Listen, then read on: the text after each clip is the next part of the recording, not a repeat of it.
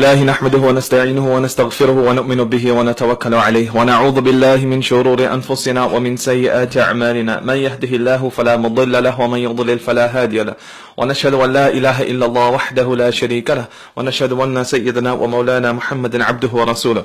You guys, first and foremost, Assalamu alaikum wa rahmatullah. You guys listen to here with Abdul Hameed. If you guys remember last week, I had a short program at 6 o'clock actually in regards to the power of positivity. I think the response, mashallah, has just been absolutely amazing online, as well as some of the people I'm coming across. Previously on the radio, I've been in quite a few programs. In fact, for the last 3-4 years straight, I've been doing programs continuously, and this was the first Ramadan where I just kind of chilled out and taken some time off for myself. But I do have those irregular programs, therefore I apologize, there has not been any advance notice of me coming on. I will be inshallah more active on the radio in this week, inshallah. I will be more active during this week in the radio, inshallah. Right, so first and foremost, let's quickly get started. So in our last week's program, we were talking about how sometimes we struggle with the challenges of life, and how do you create this positive atmosphere or a positive mindset. And like I said, a lot of us sometimes complain. In fact, my whole last program was dedicated and focused towards a introduction towards positive psychology. My background, I've studied Islamic, I've studied the Alimiya course with Jamia Ulum al-Quran, I graduated quite a few years ago, and I've also have a background in psychology, and I like to personally also research and understand mental health. But a lot of us talk about how we feel depressed, and when I use the word depressed, I'm talking about the word clinically depressed, not synonymous to saying I just feel sad, but actually going through a lot of challenges. And I did say last time is that problems are a sign of life. Genuinely, problems are a sign of life. How you deal with those problems reflects the quality of your life. Last week's program, I was so immersed in introducing the topic that we never had enough time to actually start focusing on the steps, practical steps we need to take in our life. 5 basic steps that we need to take in order to see that change. So inshallah, for today's program, I'll be focusing on step number 1. Now, like I said, so you bog down in life, you're going through little challenges. Challenges can be absolutely anything. Yeah? So sometimes you're going through financial challenges, sometimes you have some issues within your social issues, whether it's your family, whether it's business partners, sometimes it's even addiction. A lot of us sometimes struggle with our own vices and our own addictions, whatever they may be. This repetitive behavior. And when I say addiction, I'm not just talking about drugs, alcohol, and smoking, and getting up to no good, and vices. I'm talking about addictions in regards to the negative patterns and the lifestyle choices that we make. But it's just continuously. And that continuity creates this form of negativity. So, for example, if you feel down and the first thing you want to do is just binge and eat lots of food, and most people develop a eating disorder. Binge eating is actually real eating disorder, and it's as serious as anorexia. It's because when people go through challenges, the first thing they want to do is just comfort eat. Right? You just want to comfort eat. And that's a sign most people sometimes struggle with, is issues with their weight. Weight either going up or either just dropping dramatically. But more or less, in some of my experiences I've seen, is that normally people end up actually putting on a fair amount of weight because they find comfort in food. So any of these kind of negative relationships that you may have, it exhibits when you go through some of these stresses. Now what I'm saying is that it is so important to start identifying the way you feel. It is extremely important that you begin to identify how you feel and actually be in touch with your emotions, be in touch with your inner voice. Because when you go through these challenges and you're disconnected with how you really feel, we begin to mask our feelings, we begin to mask our depression, we begin to, in a sense, if you have for example, if you have a crack in the wall, right? Now, either that could be something which is structural, that could be something which is very serious, but if your approach to every single crack is every time you just get some of that polyfill and just do a quick, just cover the crack and a quick paint over, soon there'll be more cracks appearing, and if you keep on procrastinating attending to the crack, then the wall will just break down. And a lot of us are reaching that stage where we are emotionally broken, and we find it very difficult to cope with some of the challenges in life. Sometimes you could have gone through a cluster of problems in life, some of the challenges that you may have experienced, and it just takes one trivial small thing to create a emotional nervous breakdown. Not because that little small trivial thing is what upset you, it's because you've gone through a whole host or a whole cluster of issues or a whole spectrum of issues, and you actually are finding it difficult to cope.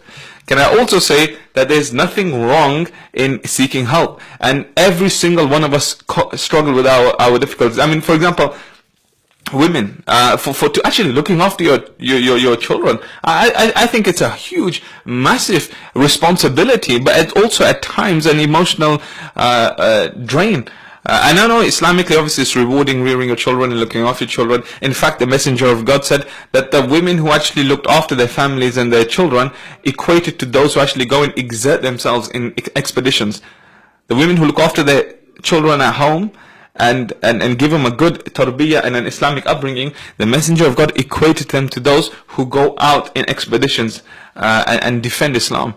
Right, so it is very meritorious and virtuous, but still, a lot of men don't appreciate, like when we go home and we just think, you know what, when the house is kind of dirty and when things are not in place, we just think, oh, where have you been in all day?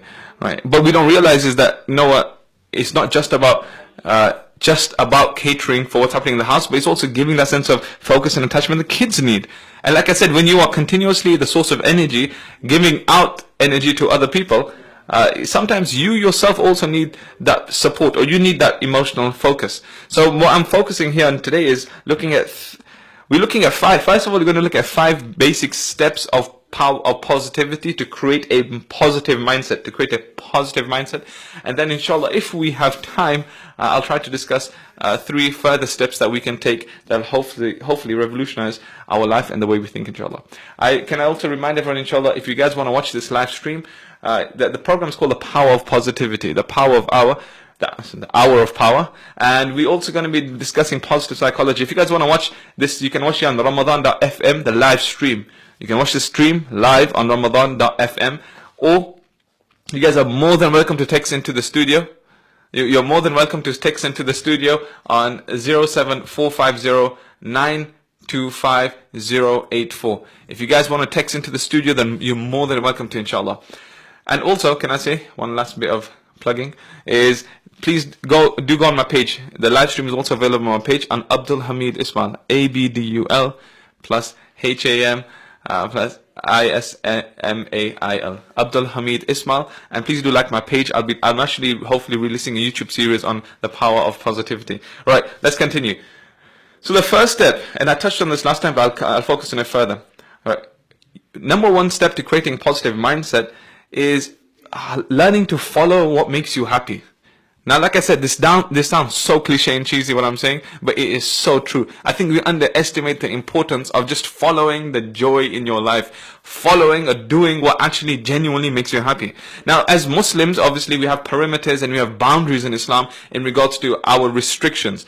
If I'm honest, what I do is, I mean, if it's permissible in Islam and it's not causing anybody social harm and I really want to do something, I would do it. I mean, for example, I'm not advising everyone to do this. This is just me reflecting over my own personal life, because I do go a bit over the top at times in regards to the kind of adrenaline junkie I am. But I, for example, love my motorbikes, right? I love my motorbikes. And you know, for me, I have a huge passion for bikes, and I like riding bikes. Right? If it's for me, I just want to go out, maybe just go for a nice long ride, and it just clears my mind. You may have a passion. I did share last time, I also enjoy martial arts. I like going to the gym. Right? A lot of people who don't realize is that when you're going through difficulty, even when you first go for your initial consultation, if somebody may be suffering from some form of emotional instability or clinical depression, they'll try looking at your lifestyle before they offer cognitive behavioral therapy or any other type of therapy. But the first thing they'll say to you, you know, look at your lifestyle and how active is your lifestyle. Part of following your joy, I believe, should be that you should be living a positive, active lifestyle. What I mean by active lifestyle, if you either like hitting the gym, I would really, really encourage you to do so. It doesn't mean you just go there and pump loads of iron and get massive. I'm talking about just exerting yourself, living an active lifestyle. You know, in one of the neurotransmitters that your brain releases, dopamine and serotonin levels drop. And as they drop, what's referred to in slang as your happy hormones, then negativity creeps up. And what exercise does, that actually releases these neurotransmitters. You realize if you go for a game of football, or that you've just gone to the gym and you just had a workout, even if it's just a light workout, you just feel so much more better. You feel so much more better. And it creates that sense of positivity. Because a strong physical body hopefully should help create a strong mental mind. Not always the case, but hopefully it does help to some extent. living an active lifestyle. So, for example, for the sisters, I know a lot of sisters talk about how sometimes they're restricted around because you can't go to the mixed gyms, you can't do this, we can't do that. I mean, you do have some facilities in our local area that allow single gyms. Also, if you're just going for a walk, right? If it's badminton, there's loads of stuff that you can do. You can just book out a hole in some of our in our locality and just play some badminton. I mean, go to the park and play some tennis. If you don't know how to play tennis, I used to hate playing tennis, and then you just go on YouTube and learn some new techniques, and just, you know, in fact, every year, again, this is just part of my adrenaline junkie lifestyle, is I just want to learn something, a new skill. I just want to learn something new, something that I have no expertise in, and something that I actually want to focus on. So recently, me and my mates, in fact, I bought this for my daughters too. We bought some inline skates. So we've been going ice skating to Tamworth, and it's just a chill out thing, right? And we just go, have fun, and we thought it's a bit far, so let's just get some inline skates. And for the last about 4 months, we've been just learning how to inline skate. Anytime we get time, we just go to the park and just have a bit of fun. Right? It's just such a small, trivial thing, but a lot of us, as we grow up with responsibilities, we lose touch with that inner child that we have within us. Right? And it doesn't mean you have to be immature. By no means does it have to be immature. But it's just about, you know, having that sense of release. And a lot of our release, more or less, is negative too, because sometimes we just binge on Netflix and watch the whole of Breaking Bad for the whole series, right? The worst things about Netflix is you don't just watch one episode, you end up watching the whole series, and then there's sometimes 5 series, and you have to do qada over everything, and you end up watching everything too, and you waste an endless amount of time, right? If it's sometimes just playing computer games, I mean, how many of us, especially young people, I mean, when I'm teaching in school, that how many people just, some of my students, people do like a 10-hour Qiyamul Layl shift of just playing FIFA 16, right, just continuously, right? Okay, if you want to play a bit to enjoy yourself, that's fine. I don't know, half an hour, 45 minutes or so. But if that's just everything you do, then I think you're wasting a lot of time. And at the end of 12-hour shift, you'll still feel not too good. So, like I said, creating positive outlets in your life, creating that sense of positivity or that sense of enjoyment, at least, in your life. So follow the joy. I would do is sit down and start thinking about the things that you genuinely enjoy. If there are no restrictions and nobody can stop you from doing what you want to do, what are the top things you want to do? A lot of the time when people have been diagnosed with cancer, and the first thing they do is they draw up a bucket list. They draw up a bucket list and they say, you know what, doctor's given me an X amount of time, doctor's given me an X amount of time to live, whether it's 3 months, whether it's 6 months, and now, you know what, forget everything, I just want to do what I want to do, and I want to enjoy myself. But why can't any of us have a bucket list either? And we should have a bucket list. And say, you know what, in this year, these are the top 3 things I want to do. I don't know, if you want to go skydiving, or if you want to go on holiday somewhere, or if you want to go enroll on a particular course, go for it and do it. Genuinely, go for it. Stop procrastinating. Stop expecting other people to push you on. Because if you don't believe in yourself, I swear to Allah, nobody else will push you. If you don't believe in yourself, if you don't believe in your abilities, if you don't take that risk, and a lot of us are scared to follow.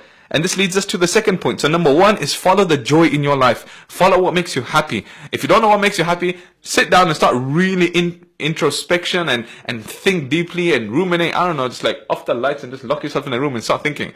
Do something, right? Just have some your own, like we call it me time. Go to the park and sit on a bench and just start really thinking and reflecting. A lot of us live such hectic lifestyles where, I read this really interesting quote, that our lives are so fast that sometimes you gotta run just to stand still. Right? It's a quote meaning that we live such busy lives that we find it difficult just to actually tune into our own mental thoughts. And once you can list about 1 to 3 things or 5 things that you actually want to do and enjoy doing and build a skill in a particular level, and you don't necessarily have to be skilled at a particular art or a sport or a hobby, but you just create that hobby and then you create expertise within that particular field, and that will help you. Second point is, then that leads me to my second point of practicality, is not to follow your fear, or don't live your fears. Don't live your fears. And we don't realize and appreciate that a lot of our, what we call practicality, is fear just disguised. A lot of us, what we class as just being practical, is genuinely us just being fearful, and we just disguise it as being practical. And we live our fears every day. In fact, some of us are so in tune with our fears that they almost become reality. How many of us, before we actually commit to a task, we feel so exhausted mentally because we have just overthought the situation. We have just overthought the situation. We've overanalyzed. Now, can I also say that thinking and analyzing is extremely important in our deen? Thinking and analyzing. The Messenger of God sallallahu alaihi wasallam says in a beautiful hadith, "La aqla kat tadbir," that there is no intellect. There's no intellect like somebody who plans. A sign of intelligence. Intelligentsia is somebody who forward thinks and somebody who overplans. Not overplans, but forward plans. But what we do is we overplan everything. Right? Everything is just continuous. What if this goes wrong? What if that goes wrong? And we become so fearful that we actually don't do or create change. We don't do anything. Right? Our fear almost incapacitates us. You know, the natural, instinctive, biological inbuilt system we have of fear is supposed to be instinctive, that makes your body aware physiologically to deal with danger. Right. So, for example, when your bloodstream releases glucose, or when you have adrenaline, for example, your senses become heightened. Yeah. So you're more aware of your surroundings. That's positive, right? That's positive. That's you actually heightening your senses so that you are more aware of what's happening around you. Now, when your senses become heightened and that fear incapacitates you from actually doing something, that's the negative fear that I'm telling you to stay away from. You have to stay away from that kind of fear, because you're just continuously thinking. And I think our faith is so beautiful that it allows us to plan. It allows us to then have tawakkul ala Allah, to have full trust and reliance in God after we have planned everything which is in our capacity and capability. And what's also one final beautiful thing we have in our faith is just qadr. Right? Sometimes you plan so much and things just go totally against your plans. But we then believe that after we've exhausted every single avenue, that this happens to be the fate of God. This happens genuinely to be fate, where, you know what, things just didn't go to plan. you end up spending an endless amount of time in a relationship that just doesn't work, or you end up looking after your kids for 15, 20, 25 years and they just turn around and they don't want to know you anymore. You end up investing in a business where you work 12 hours a day, and all of a sudden, you know what, things just don't go right. That just is, at the end of the day, after you've exhausted every avenue, we have qadr, the fate of God, to actually comfort us. So it's extremely important not to live your fears. I was saying this previously, that if you are continuously fearful, so if you are continuously down and depressed and feeling emotionally down most of the time, then you're living too much in your past. You're fixated on your past too much. You're thinking too much of what's previously happened. And if you are continuously fearful, then you're living too much in the future, because you're trying to preempt things that have not happened yet. And that does take a lot of mental capacity. Attached to this point is living in fear, is sometimes a lot of us live and hold a lot of mental baggage. So, this is just an example, is like if somebody's upset you and you begrudge someone, right? You begrudge, somebody's genuinely upset you, or even not even genuinely. Sometimes a lot of our fears are irrational, but they're sometimes phobias. And we have this kind of irrational attachment, or irrational relationship to fears. And we think, when you see somebody, something triggers you, or when you're around some people, some things trigger you, when somebody says something that sets you off, and we feel so negative. We feel negative continuously. And something which, again, I read in part of positive psychology is, why would you want or let anyone to live in your head rent free? Why would you want to let anyone else live in your head rent free? Right? I mean, your mental space and your mental RAM, the capacity that you hold psychologically, is really, really valuable. You don't want to let trivial things just sit and live in there and hold that negative kind of effect in your head. Right? If you, for example, are jealous of someone, and none of us would actively admit how jealous we are. Nobody would turn around and say, I am so jealous. Right? But we don't admit jealousy. We don't verbally admit jealousy, but what we've experienced in our heart and our mind, sometimes we become very jealous of people, right? And the example of jealousy, a simple way of understanding is it's like you drinking poison and you hope they die. That's how toxic jealousy is. That you're the one who drinks poison and you hope somebody else dies. But in fact, you're the one who has consumed that poison, and that negativity will actually end up really affecting you in your own personal life. And when you become a negative person, you exhibit negativity towards other people. And I personally absolutely don't like being around negative people. Genuinely. I mean, I make it an active, I make it I actively try to disassociate myself from negative people, because negativity is infectious as positivity. Genuinely. Negativity is as infectious as positivity. That when you are around particular people, when people just... Now, if somebody needs just a shoulder to cry on, and that's absolutely fine. I mean, sometimes some of us have a hard day at work, and I come home, man, this happened, that happened. You know, something happens in your life, and you want to talk, that's fine. But you'll see some people, or you'll come across some people who the whole existence is just based on negativity. Genuinely. All they do continuously is just tell you how bad their life is, how bad everything in your life is, how bad the job is, and how much they hate their work, how much their family just continuously affects them every day, how much financial issues you have. I mean, if you don't have enough money, then go and earn some more money. Try to look at how much money you're spending and do something about it. But if you're going to sit there and complain continuously, I mean, if you look at the example of Surah Yusuf, Yusuf alayhi salam is just absolutely amazing. Yusuf alayhi salam, there's different types of sabr, but one sabr specifically that I'll touch on right now before I move on to my next point is when Yaqub alayhi salam, so when the brothers actually came and confirmed that Yusuf alayhi salam was now killed, فَأَكَلَهُ الذِّئْبُ, that the wolf had killed Yusuf alayhi salam, Yaqub alayhi salam responded, بَلْ سَوَّتْ لَكُمْ أَنفُسُكُمْ أَمْرًا. Allah, Yaqub alayhi salam said that in fact it seems to me, and this was his gut instinct, this was his intuition. He was so spiritually connected to God that he had these intuitive powers that he could read through the emotional body language, and also the t-shirt that they presented, that it was not ripped or scarred, that they had actually fabricated the story, and that something was actually sounding a bit fishy. So he said, فَصَبْرٌ جَمِيلٌ. I am going to exercise beautiful patience. And the ulama have written voluminous books on explaining what Sabrun Jamil actually means. And I'll offer you a very brief explanation. Sabrun Jamil, sabr you will just have in terms of just exercising patience. Beautiful patience can be best understood as when you genuinely don't need anyone else to have, you don't need like a crying shoulder on anyone. Right? You don't need another person to listen and you express how negative or affected you feel. Now, like I said, if you do that, that's absolutely fine. There's nothing wrong in it. I'm talking about Yaqub alayhi salam. This is the higher level of sabr. You know what he would do? He instead will complain to God. He's not complaining to Allah about his situation. He's imploring and beseeching and invoking Allah to have mercy upon him in his situation. And then ashku du'fiqu, he says, ashku, I only complain to God. Not that I'm complaining to him, but why did you put me in this situation? I'm actually saying to Allah, oh Allah, I'm in this difficult situation, please help me. Please support me. A lot of us, when we go through difficulty, we don't verbalize this again, but we think it at times, is there's 6 billion people on earth. Why did God have to choose me? Right? There's so many people who are going through such difficulty in life. Why do I have to experience this? Why me? Right?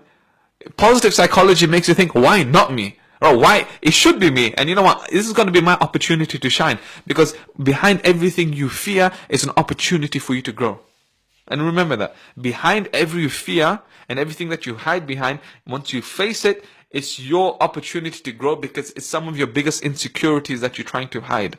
A lot of us, and I'm saying this to our young people, what I call projection. This is a real word in psychology, but projection. For example, if somebody, I see this all the time on the streets, but if somebody he doesn't feel too confident in his physical abilities in terms of defending himself. Right? So what people do, and sometimes they exhibit, is they project their insecurities by dressing in a particular way. So I don't know, you probably want to dress like one of those kind of hip-hop gangsters, or you don't have chains and your trousers halfway down your butt or something, trying to want to be gangster. I hate doing that, and you shouldn't be doing that. But it's just sickening. But some people, and they walk in a particular way, like the leg has some kind of cramp in it, and you're trying to act like a gangster, and then you try to talk like a wannabe gangster, right? Your lingo changes, the words you change, everything, and then when you have the facial expression on your face, it's not that you're trying to act bad, it's just you project your insecurities so much that you're actually scared of a physical altercation, so you try to project externally a hard man image. Right? You pretending, and I'm telling you, when stuff kicks off, when I'm saying real stuff kicks off, when stuff actually kicks off, these people are the first people to run. right? Because they're just projecting an image. And the same thing happens to when we become religious, where we think, and by no means am I trivializing the sunnah, I observe the sunnah in my life, alhamdulillah. But I'm saying is a lot of us sometimes project an image of spiritual religiosity, where we wear our hijab or niqab or grow our beards and wear the thawb and the jubbah and the imama, and we try to project for people to think that we are religious, when in fact we actually are really corrupt inside, but we just want people to think that we are religious, and you project your insecurities in that way. And projection happens in every aspect of our life. Can I also say that every single one of us struggle with insecurities? Everyone has insecurities. Everyone, absolutely everyone, including me, everyone has insecurities. But the people who are positive tune in to the insecurities, challenge the insecurities, and work on these insecurities, as opposed to continuously masking the insecurities as fear, which has been disguised as practicality, and actually shine and away from some of the issues that they may struggle from. So that's the second one. So the first one we said is to follow the joy in your life. Follow what makes you happy, what makes you personally happy. Not what makes your family happy, not about what makes your partner happy, not about what makes your kids happy. What makes you personally happy? Like what puts a smile on your face? And you've got to work towards engaging in more of that. And the second thing we said is don't follow the fear. Stop living a fearful life, right? I would say go head on with what makes you afraid and start challenging your insecurities that you have about you. And a lot of young girls, right, when I work in school, a lot of young girls are just continuously, I know you're in that age when you're 12, 13, 14, 15, when you sometimes looking at how you look, and you look in the mirror. I mean, the guys do it all the time, right? When you go into the masjid and you look at your reflection in every car window and you're just checking how you look, right? A lot of us sometimes have insecurities in regards to how we look, right? And to some extent, I mean, obviously you can apply.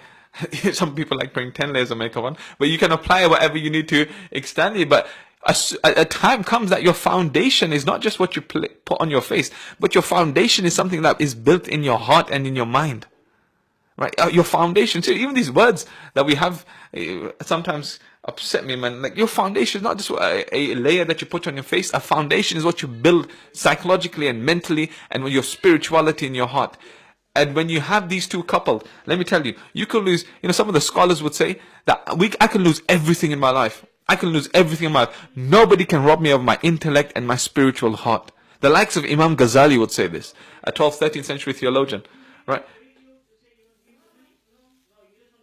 You can go through some serious challenges in life, right? But nobody can rob you. When Imam Ghazali's when he was robbed by a bandit, and they took his books and they threw it in the air and tossed it in the air, and he said, please don't take anything, this is so valuable to me.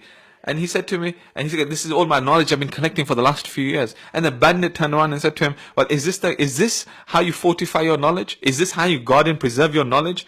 That, I can just rob it from you in 2 seconds? Then he took it upon himself to make sure that he will memorize everything that he's learned.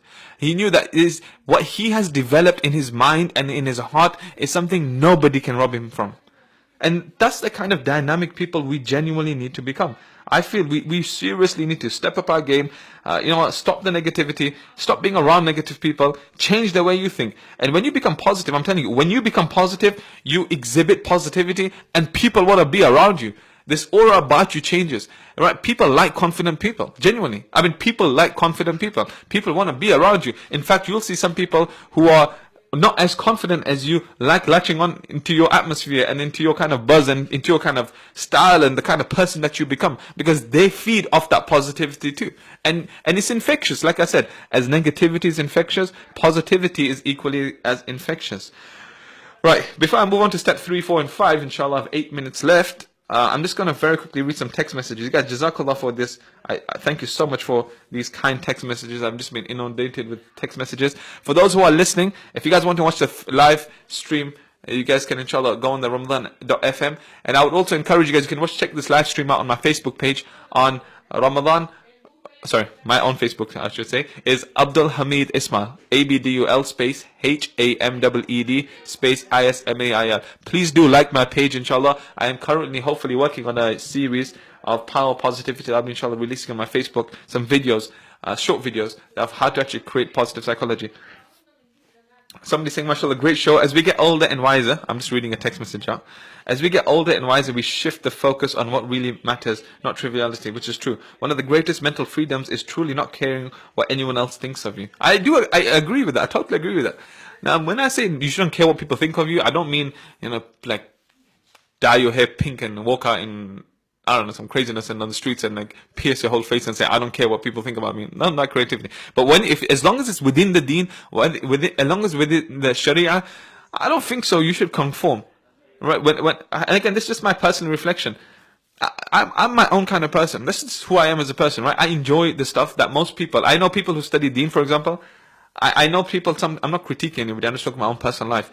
I know sometimes when you study deen for 6-7 years, you're supposed to, I don't know, people just become in a particular way, right? And personally, I don't kind of conform, or I don't feel that, I need to dress in a particular way personally, or I need to speak in a particular way to conform to what it means of somebody who studied deen. Or I just want to be my own person, right? As long as it's within deen, that's who I am as a person.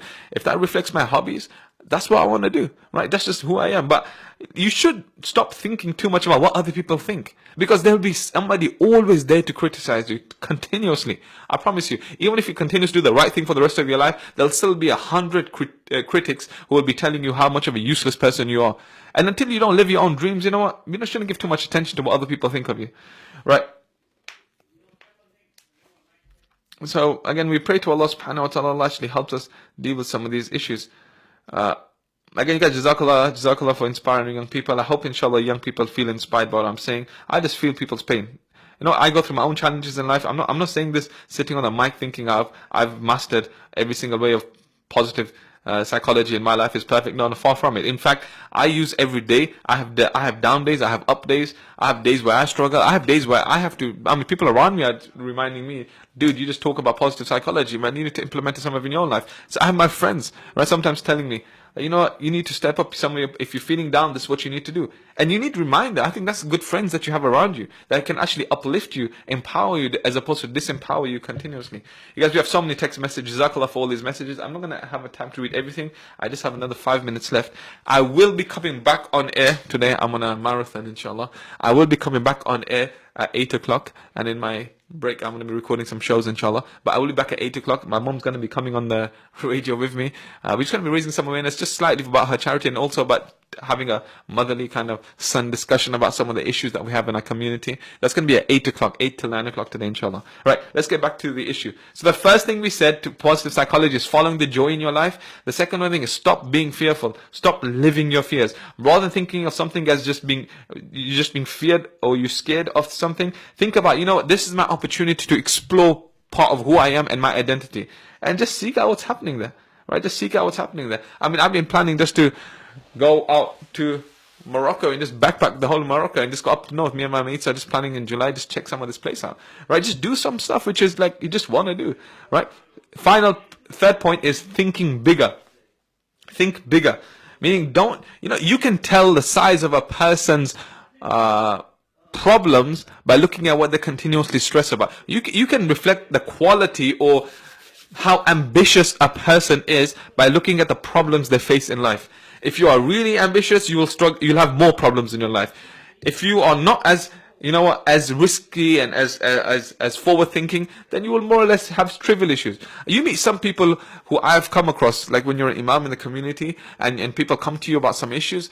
Some people genuinely have some real trivial issues, like serious trivial issues, right? And you just think, man, you got some serious small issues, and I don't know why you're stressing about it. Imagine if you had to deal with something more burdensome. Imagine if you had some real issues to deal with, right? And a lot of our issues that we have is just sometimes a breakdown of communication. Genuinely, for example, husband and wife, right? We sometimes may deal with issues where people are not seeing eye to eye because just a genuine breakdown of communication, where somebody says something else is implied, somebody else responds, and it just takes just a smaller bit of misunderstanding to just spark off negativity, and then that negativity will grow and infest in your house, and then your kids will see that negativity, and then everyone just feels doom and gloom, right? And how many of our houses are filled like this, right? So continuing, in regards to thinking bigger. So researchers in the journal Psychology study people's career choices and how they decide to follow their paths. Some believe that they choose their career as a calling in regards to, what they want to do in life and what's available to them. And some people just go through life just doing anything random. They just go through different aspects of life and just say, I want to do this, I want to do that. And they have no direction in life. One way of thinking bigger and being ambitious is planning your life. Thinking about what you want to do, planning what you want to do in your future. Where do you see yourself in 3 months? Where do you see yourself in 6 months? What's your long-term plans? Where do you see yourself in a year or in 3 years? And if you don't have these plans in place, time will just be wasted. And think big. When I say think big, I'm talking about think big, like what you want to achieve and how you're going to get there. It's easy sitting there and thinking, I want to do this, I want to be a millionaire, I want to do this in my life, I want to be really pious. What are you doing every day in your life to actually move towards spirituality? Right? What positive steps are you taking to create that change in your life? So just thinking bigger. The fourth step was acting now and doing things now and stop procrastinating. And the fifth step was listening intently to your inner voice and also to those who are positive around you and to your mentor. I don't have time for step 4 and 5. Inshallah, the Zakat show is coming and the posts are here. You guys, Jazakallah for listening. I hope, inshallah, I was able to raise awareness of some of these issues. I feel that there should be no stigma associated to mental health. If you see somebody who's struggling, help them positively. If you can't help them, then don't say anything negative. But in Islam, there should be no taboo associated to mental health. If somebody needs professional intervention, I would really encourage you to go and seek help. There's nothing wrong in getting therapy. There's nothing wrong in seeking help. But what I would do is just research as much as you can. Before you take any medication or before you actually commit to something, just try to find out what some of the situations that you're experiencing and feeling and try to create some positivity through that, inshallah. You guys, Jazakallah. I will be back on air at 8 o'clock, inshallah. Jazakallah. Wa akhiru da'wana alhamdulillahi rabbil alameen.